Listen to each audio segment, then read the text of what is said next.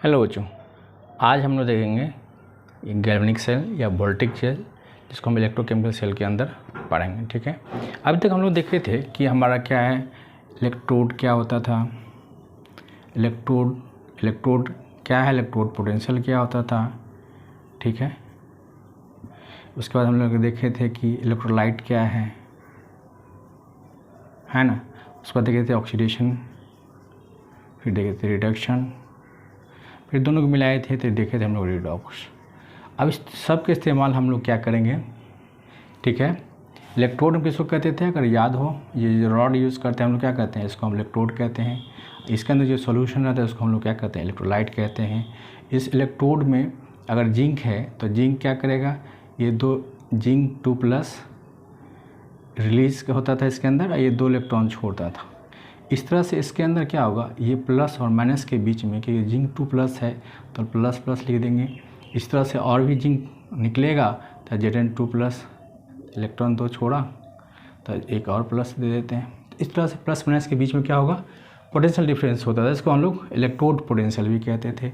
उसी तरह से हम लोग कॉपर के लिए लेते थे कि ये इलेक्ट्रॉन जो क्या होता था इसके अंदर आता था, तो कॉपर सल्फेट हमारा क्या होता था, इस तरह से होता था। ये क्या होता है, पॉजिटिव चार्ज होता है। जैसे इलेक्ट्रॉन आने लगा क्या, ये पॉजिटिव चार्ज जो है इसके अंदर इन करना शुरू कर दिया। ठीक है, इन कर गया। अब जो है इलेक्ट्रॉन जो आया इसके सरफेस पे आ गया, तो अब क्या होगा, इसके बीच में पॉजिटिव नेगेटिव के बीच में, यहाँ नेगेटिव पॉजिटिव के बीच में पोटेंशियल डेवलप होता है। उसको हम लोग इलेक्ट्रोड पोटेंशियल कहते हैं। ठीक है, कि पॉजिटिव है ये इलेक्ट्रोड, आपका पॉजिटिव इलेक्ट्रोड कहते थे, नेगेटिव इलेक्ट्रोड तो नेगेटिव इलेक्ट्रोड कहते थे। ठीक है, जो इलेक्ट्रॉन लूज़ करता है, कोई भी स्पेसीज को इलेक्ट्रॉन लूज़ करता है तो उसको हम लोग, उसका ऑक्सीडेशन होता है। ठीक है, अब कोई गेन करता है इलेक्ट्रॉन, जैसे यही कोई गेन किया इलेक्ट्रॉन, नेगेटिव चार्ज आ जाएगा। या देखते थे कि अगर पॉजिटिव चार्ज है तो पॉजिटिव चार्ज घटेगा, नेगेटिव चार्ज है तो नेगेटिव चार्ज और बढ़ जाएगा। अगर न्यूट्रल स्पेसीज है तो नेगेटिव चार्ज आ जाएगा, कोई इलेक्ट्रॉन लेगा। तो उसी तरह से इसमें है, अगर ऑलरेडी एक पॉजिटिव चार्ज है तो यहाँ 2 पॉजिटिव चार्ज होगा। अगर नेगेटिव है यहाँ पर तो न्यूट्रल होगा। एक नेगेटिव है, इलेक्ट्रॉन लूज़ किया तो न्यूट्रल हो जाएगा। उस तरह से अगर न्यूट्रल मॉलिक्यूल है तो पॉजिटिव आ जाएगा। तो इस ढंग से हमारा ऑक्सीडेशन रिडक्शन होता था। दोनों को जोड़ते थे तो हमारा क्या होता था, रिडॉक्स रिएक्शन होता था। इसको हम जब कंबाइन कर देते हैं तो हमारा क्या हो जाता है, ये गैल्वेनिक सेल या वोल्टिक सेल बन जाएगा हमारा। तो हम देखते हैं, इसको बनाते हैं। ठीक है, तो अब हम बनाते, कंस्ट्रक्ट करते हैं। ये आपका इलेक्ट्रोड है जिंक का, और उसका हम क्या करते हैं, सॉल्यूशन ले लेते हैं। ठीक, तो ZnSO4। अब इस तरह हम क्या लेते हैं, कॉपर ले लेते हैं। ठीक है, और उसी का हम सॉल्यूशन ले लेते हैं।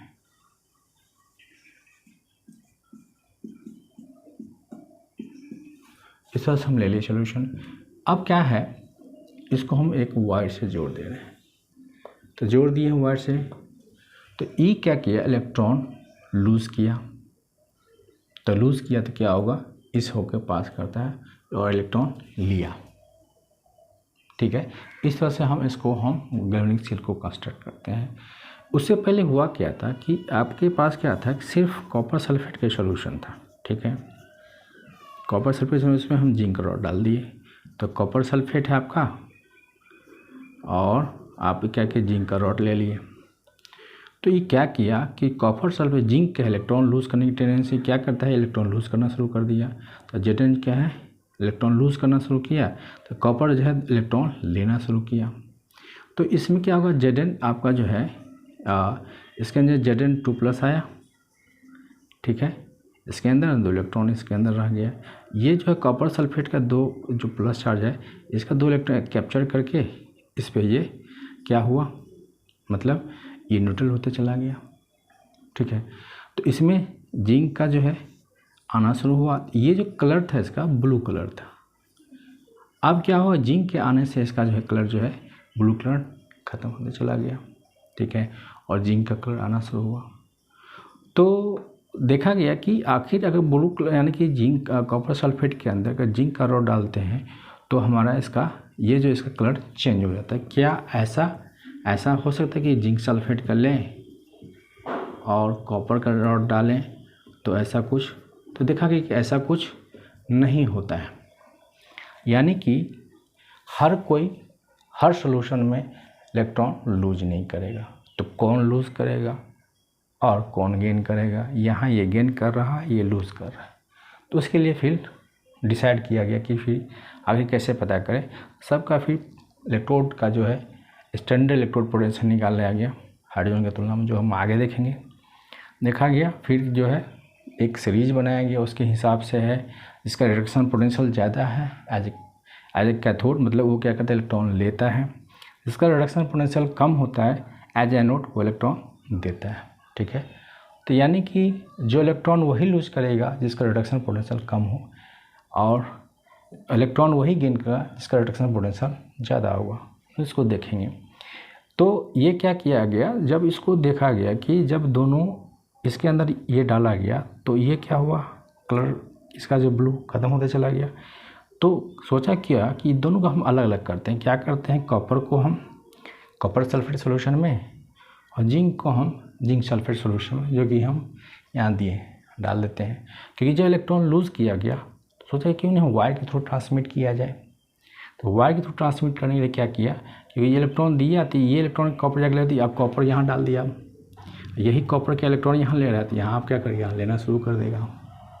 अब देखेगा, अब देखा जाए क्या ये करंट इंड्यूस कर रहा है कि नहीं। तो यहाँ पर एक वायर जोड़ दिया गया डिफ्लेक्शन कि देखो भाई इसमें डिफ्लेक्शन हो रहा है कि नहीं, डिफ्लेक्शन मीटर। तो क्या किया, इसमें डिफ्लेक्शन मीटर जो है डिफ्लेक्शन शो कर दिया। तो देखा कि इसके अंदर करंट बह रहा है।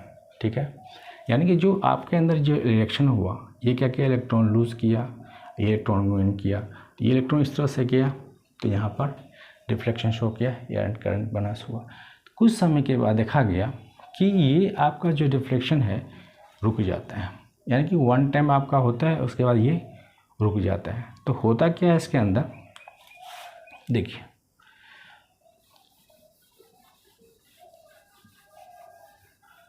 इसके अंदर क्या हुआ कि जिंक जो है क्या किया, 2 इलेक्ट्रॉन लूज़ किया, Zn2+ 2 इलेक्ट्रॉन हुआ। तो यहाँ कॉपर क्या किया, जो कॉपर सल्फेट है इसमें कॉपर 2+ इलेक्ट्रॉन लिया और क्या हुआ, कॉपर बना दिया, और इसके अंदर क्या हुआ, सल्फेट छोड़ दिया। अब क्या किया, जिंक जो है Zn2+ के रूप में आया और 2 इलेक्ट्रॉन को छोड़ दिया। तो 2 इलेक्ट्रॉन को ऐसे दिखाते हैं। ठीक है, फिर आया Zn2+, फिर 2 इलेक्ट्रॉन को छोड़ दिया। उस तरह से क्या हुआ, इलेक्ट्रॉन को छोड़ते गया, Zn2 आते गया, ये इलेक्ट्रॉन पास होता गया। यहाँ कॉपर सल्फेट क्या इलेक्ट्रॉन लेते गया, फिर से सल्फेट 2- को ये छोड़ते चला जाएगा, फिर ये इलेक्ट्रॉन ले लेगा, तो फिर कॉपर सल्फेट इस तरह से ले लेगा, फिर छोड़ देगा।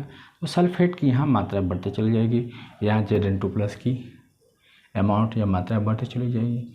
तो कुछ समय के बाद क्या होगा, ये पॉजिटिव जो है इस इलेक्ट्रॉन को अटैक करेगा, Zn2+ यहाँ बढ़ते जाएगा, यहाँ कॉपर सल्फेट बढ़ते जाएगा। ठीक है, तो अब क्या होगा कि ये जो निगेटिव चार्ज है इसको, ये कोई सरफेस के चारों तरफ निगेटिव चार्ज बढ़ते चल जाएगा, तो ये निगेटिव चार्ज को आने देगा, और Zn2+ जो है इसको कैप्चर कर, इसको पुल करना करेगा, तो इसको जाने नहीं देगा। ठीक है, और क्योंकि सल्फेट ख़त्म होते जा रहा है और निगेटिव चार्ज सल्फेट इसका बढ़ते जा रहा है, कॉपर ख़त्म होते जा रहा है, यहाँ पर इलेक्ट्रॉन इसके अंदर जा रहा है और जिंक आपका इसके अंदर आते जा रहा है। तो इस तरह से क्या होगा कि Zn2+ बहुत ज़्यादा बढ़ जाएगा, तो इसको पुल करना, और सल्फेट माइनस बहुत ज़्यादा बढ़ जाएगा तो इसको आने नहीं देगा। तो इस तरह से आपका ये रुक जाएगा। तो क्या होगा, तो इस आयन जो एक्सेस है आपके पास, जो Zn2+ आयन, इधर क्या होगा, सल्फेट आयन जो एक्स्ट्रा आयन हो गया, अब इसको क्या होगा, ख़त्म करना होगा। तो इसके लिए क्या किया गया, इसको ख़त्म करने के लिए एक सॉल्ट ब्रिज यूज़ किया गया।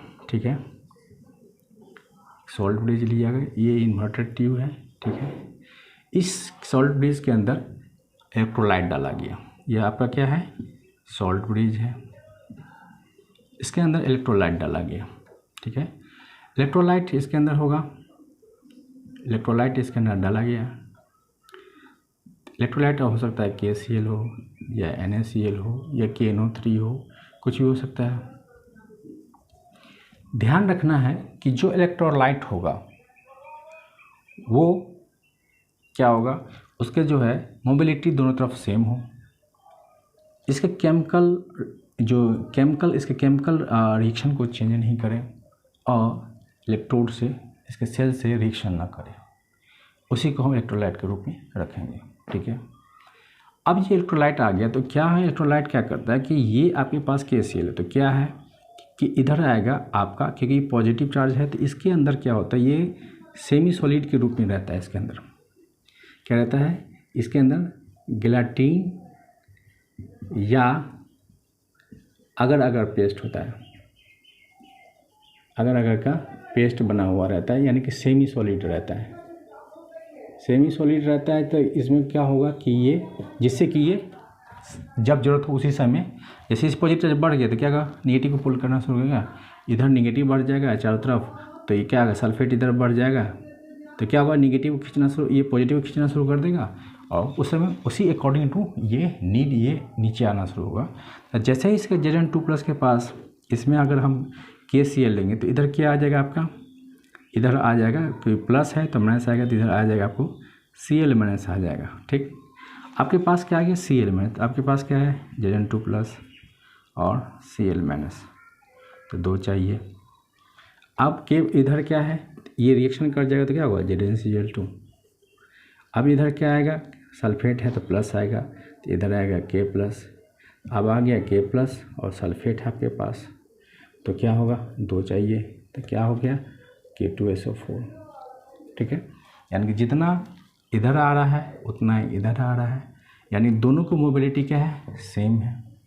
दोनों क्या कर रहा है, केमिकल रिएक्शन में कोई चेंज नहीं। जो एक्सेस आयन है उसको क्या कर रहा है, जो एक्सेस आयन क्या था, Zn2+, यहाँ पर इसको ख़त्म किया, यहाँ सल्फेट 2- उसको ये ख़त्म किया। ठीक है, तो उसके बाद सेल से कोई रिएक्शन नहीं कर रहा, ये हमारा इलेक्ट्रोलाइट हो गया। तो अब क्या किया, जो Zn2+ था या सल्फेट 2- था, वो किया गया, जो एक्सेस ये जो रिलीज़ किया आयंस, उसके चलते क्या होगा, न्यूट्रल हो गया। इस सॉल्ट ब्लीच का काम ही है इलेक्ट्रिक, जो आपके पास चार्ज है उसको न्यूट्रल करना, यानी कि इलेक्ट्रिक न्यूट्रलिटी करना है। ठीक है, उसके बाद आपका क्या किया, अब जो है कि इलेक्ट्रॉन इधर से गया और इलेक्ट्रॉन गया, फिर क्या हुआ आपका, इसके अंदर जो है आयंस ख़त्म हुआ, तो ये जैसे फिर आयंस ख़त्म हुआ फिर इलेक्ट्रॉन जाता रहेगा, तो ये इलेक्ट्रॉन और आयंस मिलके क्या हुआ, एक सर्किट कंप्लीट कर दिया। जो एक्सेस नेगेटिव चार्ज था, पॉजिटिव चार्ज, वो ख़त्म करते चला गया, तो ख़त्म करता चला गया, जो ख़त्म हुआ फिर से इलेक्ट्रॉन लूज़ करना शुरू कर देगा, ये फिर से कॉपर सल्फेट जाए, फिर से अब इलेक्ट्रॉन खींचना शुरू कर देगा, ये चलता रहेगा। इस तरह से क्या है, इलेक्ट्रॉन्स और इसका जो आयंस है मिल के क्या किया, एक सर्किट को कंप्लीट कर दिया। ठीक है, तो आपका क्या हो गया, अब जो है सर्किट कंप्लीट, यानी कि जो सॉल्ट ब्रिज जो मेन काम होता है सर्किट को कंप्लीट करना और एक्सेस आयन को न्यूट्रलिटी मेंटेन करना। तो उसके लिए हम इसके अंदर क्या डालते हैं, जो गेलाटिन अगर पेस्ट भी इसको कहा जाता है, तो इसका हम सेमी सॉलिड के रूप में इसके अंदर डालते हैं। ठीक है, वो क्या करता है, अकॉर्डिंग टू नीड वो रिलीज़ करता है। जैसे Zn2+ है तो उसको निगेटिव चाहिए तो क्या करता है, निगेटिव को पुल कर लेता है। कॉपर सल्फेट है, उसको क्या चाहिए, पॉजिटिव चाहिए, वो पुल कर लेता है। तो अकॉर्डिंग टू नीड वो सप्लाई होते रहता है और ये रिएक्शन कंटिन्यू होते रहता है। तो यानी कि ये होना चाहिए कि क्या है कि दोनों का मोबिलिटी, यानी कि जो स्पीड है दोनों का आने का, वो सेम होना चाहिए। दूसरी बात कि आपका इसके जो केमिकल चेंज, रिएक्शन का जो चेंज है उसमें नहीं होना चाहिए और सेल से रिएक्शन नहीं करना चाहिए, वही हम इलेक्ट्रोलाइट के रूप में रखेंगे। तो यानी हम देखते हैं कि इलेक्ट्रोलाइट ले क्या चाहिए और सॉल्ट ब्रिज का क्या काम है, हम देखते हैं। ठीक है।